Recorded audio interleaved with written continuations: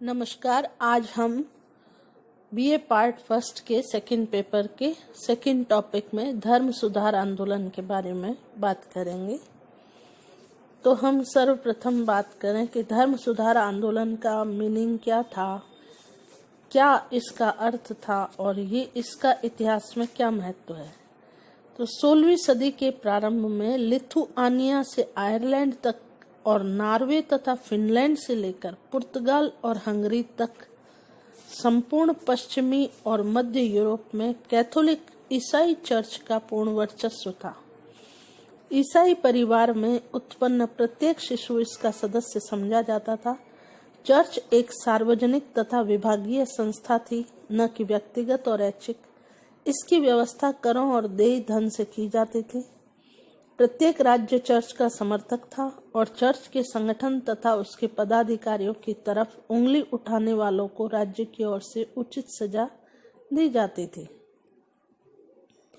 Church और ईसाई धर्म के परंपरागत विश्वासों और आस्थाओं का प्रतीक समझा जाता था।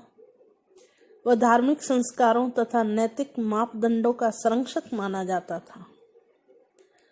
धर्म सुधार आंदोलन से पूर्व कैथोलिक चर्च जो था, इसका संगठनात्मक ढांचा जो था, इसका अध्यक्ष रोम का बिशप होता था, जिसे पोप के नाम से पुकारा जाता था। उसका निर्वाचन कुछ खास पादरियों द्वारा किया जाता था, जिन्हें कार्डिनल कहा जाता था। पोप कैथोलिक चर्च का सर्वोच्च नियम निर्माता और सर्वोच्च न्यायाधीश तथा चर्च की संपूर्ण गतिविधियों और वित्त व्यवस्था का सर्वोच्च प्रशासक होता था। अपने विशिष्ट धार्मिक कार्यों के अलावा वह अन्य क्षेत्रों में भी विशेष अधिकार रखता था तथा उन्हें रखने का दावा भी करता था। वह रोम नगर और उसके आसपास की पेपल स्टेट्स का शासक था। यूरोप के किसी भी ईसाई राज्य के शासक को पदच्युत करने की क्षमता भी रखता था।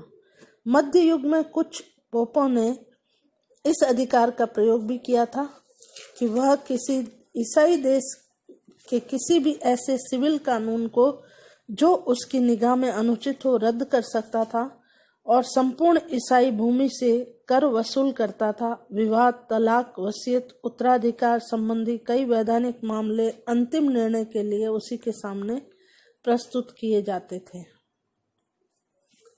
इसके अतिरिक्त वह विभिन्न यूरोपीय कैथोलिक राज्यों में सर्वोच्च धर्माधिकारियों की नियुक्ति भी करता था। हम बात करें रोमन कैथोलिक चर्च की संगठनात्मक व्यवस्था की, तो इसमें रोमन कैथोलिक चर्च की संगठनात्मक व्यवस्था बहुत विशाल और व्यापक थी। चर्च के प्रशासन में पोप की सहायता के लिए एक उच्चतम सभा थी, जिसमें 12 सदस्य होते थे और जिन्हें कार्डिनल कहा जाता था। प्रारंभ में एक कार्डिनल एक राज्य का सर्वोच्च धर्माधिकारी होता था और इनकी नियुक्ति पोप के द्वारा की जाती थी। इन लोगों को रोम में ही रहना पड़ता था और एक विशाल साम्राज्य की भांति ईसाई जगत भी प्रांतों में विभाजित था।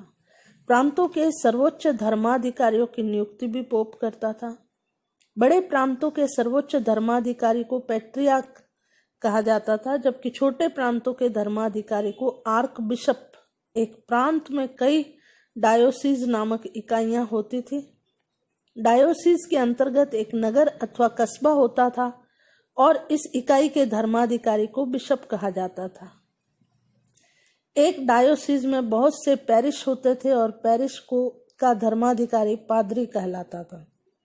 सहायक पादरी को डिकन कहा जाता था और पादरियों की 2 श्रेणियां थी। एक सेकुलर क्लर्जी अर्थात वे पादरी जिनका जनता से सीधा संबंध रहता था, और दूसरे रेगुलर अर्थात वे पादरी जो मठों में रहकर धर्म ग्रंथों का पठन पाठन किया करते थे। हम बात करें मध्यकाल का उत्तरार्ध और कैथोलिक चर्च, तो चर्च को कुछ समस्याओं का इस समय सामना करना पड़ा। कुछ लोग उन्हें धर्मद्रोही कहकर पुकारते थे। चर्च ने कुछ खास शिक्षाओं को चुनौती देना शुरू कर दिया और अनेक स्थानों पर दूसरी बातों को मानना शुरू कर दिया। अधिकांश धर्माद्रोहियों को समझा बुझाकर अथवा अन्य दबाव डालकर चुप करा दिया गया और कुछ अधिक हठी लोगों को मौत की सजा देकर शांत कर दिया गया। चर्च के निम्न पादरियों के आलसी अथवा भ्रष्ट बन जाने से चर्च के सामने संकट उठ खड़ा हुआ था, परंतु आंतरिक सुधारों के माध्यम से जैसे तैसे इस संकट से निपट लिया गया। यद्यपि चर्च के भीतर सब कुछ ठीक नहीं था और कई ऐसी बातें थी जिनसे निष्ठावान ईसाई भी अत्यधिक क्षुब्ध थे। 15वीं सदी के कुछ पोप अत्यधिक सांसारिक निकले और उन्हें धार्मिक मामलों की अपेक्षा धन संपदा, साहित्य और कला में अधिक रुचि रही। उनमें से अलेक्जेंडर सिक्स्थ अपने विलासी और भ्रष्ट जीवन के लिए संपूर्ण यूरोप में कुख्यात हो गया। आगे हम बात करेंगे धर्म सुधार आंदोलन का अर्थ।